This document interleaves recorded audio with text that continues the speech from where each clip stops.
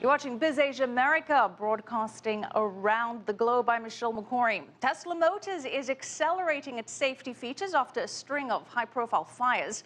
The luxury electric car maker will add titanium shielding and an aluminum reflector to the underbody of its Model S vehicles. They're meant to prevent possible fires which could be started by running over objects. Tesla received some negative attention last year when several car fires raised safety concerns.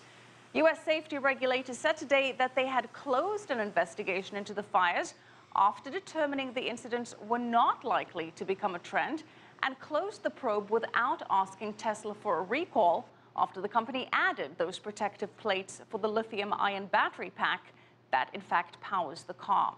And Tesla will offer to install the shields for current owners upon request. Tesla shares closing up almost 2.5% today.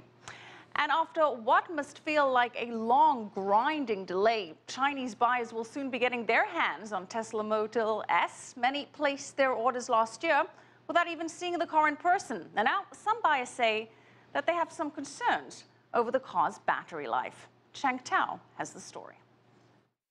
It has been 7 months since Zhang ordered 4 Tesla Model S models for his company and family. An angel investor for more than a decade, Zhang may understand risk better than others. But in this case, he spent 1 million yuan as down payments on automobiles he's never seen. Tesla is not a new thing actually in the U.S. for the last two years, right? Lots of people owning it. And we have been reading story from websites about people's using experience, which is important.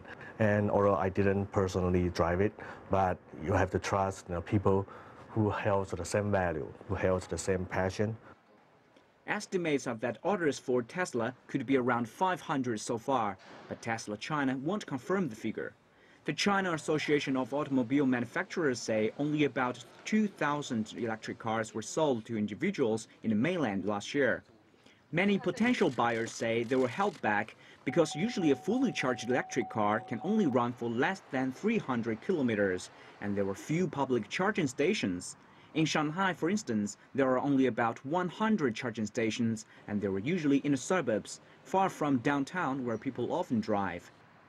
But Zhang says that is not a problem for him because Tesla claims an endurance distance for its vehicle of nearly 500 kilometers. It's okay, ultimately you just be patient with it, and to me, I think the biggest risk is it's just a toy, but it's okay to have a big toy within the city. You just drive within the city, you don't go outside of cities. It takes more than 20 hours to charge an electric car at home with an output voltage of 220 volts.